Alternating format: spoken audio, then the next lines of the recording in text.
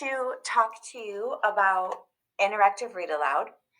Sometimes we call it close reading, sometimes we call it read aloud with accountable talk. It doesn't really matter what you call it, as long as you are thinking about the discourse and the conversations that your students are going to have around these books. So I'm going to go ahead and share my screen with you.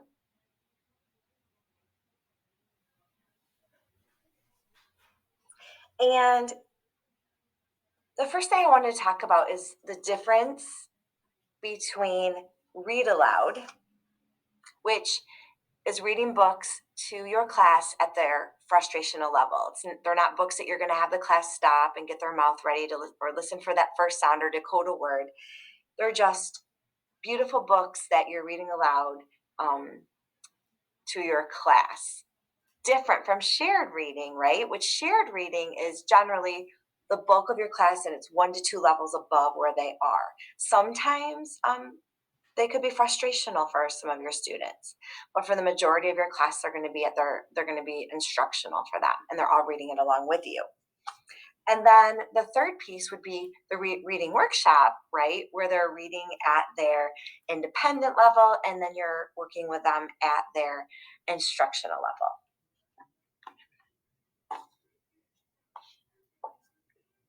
So there are 3 types of read alouds, and we live in all 3 types. We have just read aloud. Read aloud because you just love the book and you just want to read it, right? That's hopefully you're doing every day some type of read aloud. Now, if it's a chapter book, especially if you're in like first or second grade, you might be you'll be doing that over several weeks. Or you could just read one chapter to get the kids to love a series, like the first chapter in book 1 of a series, to get them really interested and excited about a series.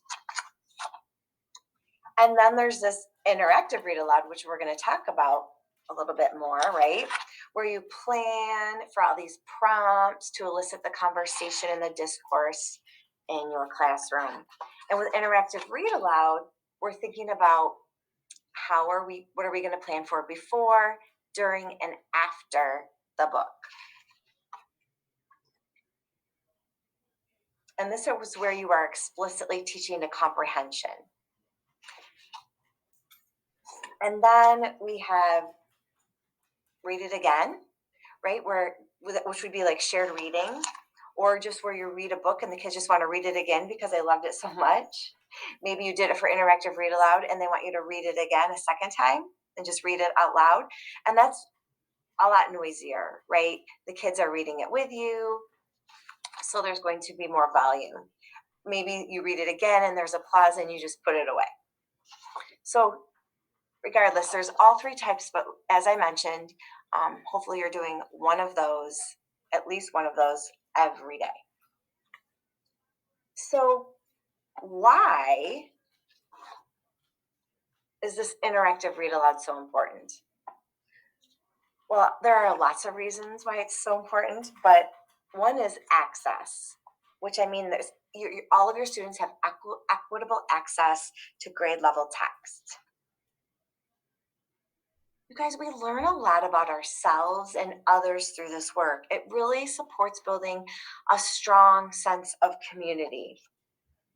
And most importantly, it's fun. You guys, the kids are experiencing this like kinesthetic aspect of the power of this reading work.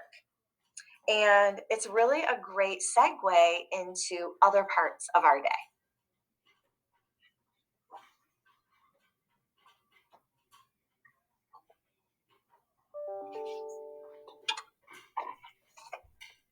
So I wanted to give you some tips on how you could get this book talk going, right? One would be using a grand conversation.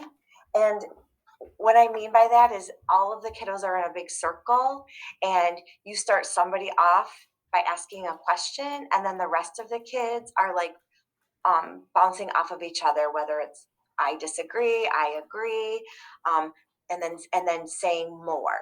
Now this takes a lot of management work and obviously a lot of work on being active listeners in the beginning of the year. But you can get them to the point that you are really the springboard, and then they all are just talking off of each other, kind of like dinner talk. And so on the Padlet, you're going to see a video which provides a great example of what a grand conversation looks like. Another would be a fishbowl. And a fishbowl basically would be just putting a couple kiddos in the middle of the carpet. Everybody else sits around the outside, and those students in the middle are like modeling what good book talk looks like. And then you would have a conversation about what do you notice, right? And that's just, I think it's a good way to start with the fishbowl, and then you can eventually lead them into doing this grand conversation work. Just some more tips. You want to just make sure that the books you're picking are just really rich and gorgeous books. So obviously these books would not be like Clifford, right? So they're books that have beautiful pictures and beautiful language and a strong sense of theme, of course, right? Or they can be nonfiction books too. It's a great time for assessment where you're like listening in and thinking about who's participating, who's sharing conversation. This is a great transfer from Reader's Workshop. Like oftentimes we're teaching them a teaching point, they didn't really get it, and so this is a great time to tie it back in and to touch on it again during your read aloud. And you guys, the pacing does really matter. Like you want to make sure that you are not stopping so much throughout the text. Like that's the hard part to figure out. Like how many times do I stop? How many prompts?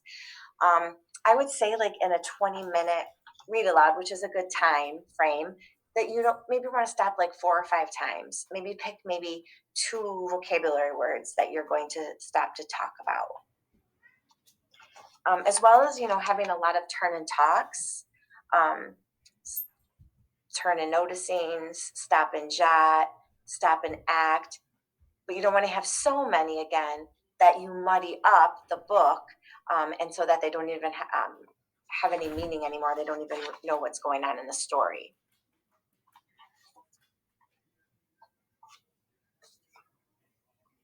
The last thing that I want to talk about is how do we plan, how do we plan these books with intention? I found it. So the first thing you want to make sure you do is you want to just read the book yourself for enjoyment. We do this without thinking, like as a proficient reader, but you don't necessarily need to write anything in the spots where you stopped. But think about like where do you actually stop and have a moment or a thought, and just kind of flag where you lingered. Those are probably the best spots that you'll want to stop for your students, right? And like while you're doing this, kind of like spy on yourself. What is it that you're doing? What is the strategy, which is like the how? How are you doing it? What is the skill? And like, what is the purpose of what you are actually doing when you're stopping, right? And the third thing is that you want to plan what you're going to have your students do. And when you're planning that, you want to vary your interactions. And I'll show you when I'm done with this with this section what my interactive read aloud looks like tabbed up. And I have like thought about what am I going to have my students do? Are they going to stop and act, stop and jot, turn and talk, turn and notice? So not always doing the exact same thing helps build engagement. Maybe you're going to do some fluency work. You are doing the lifting of reading the text. So they are doing the work of interacting with the text. The thinking work is comprehension work, right? Of course. But you could practice fluency by having them scooping up words, doing some phrasing work. How does a character sound? Paying attention to punctuation. And often, if students have trouble with comprehension, it's often because of their fluency and their phonics work. So maybe are you going to do some stopping to talk about some phonics pieces? Are you going to look at a word and decode it? Are you going to talk about, the ending sounds in words? That's you can do that, but again, just being careful that you don't stop and linger too much on that. But the ultimate goal is that you're building that thinking work for your students, right? And lastly, you just want to like do a double check. Maybe like take 30 to 60 seconds. Are there any spots where you could build on the units of study, right? Any other spots? Can you pull in a chart? Can you refer to a chart throughout the text? Think about the goals of your class. Is there any deliberate practice that you need to focus on for your class goals? And then lastly, think about, you want to make sure that you're developing and affirming a sense of identity, that your students can see themselves in the books that you are reading.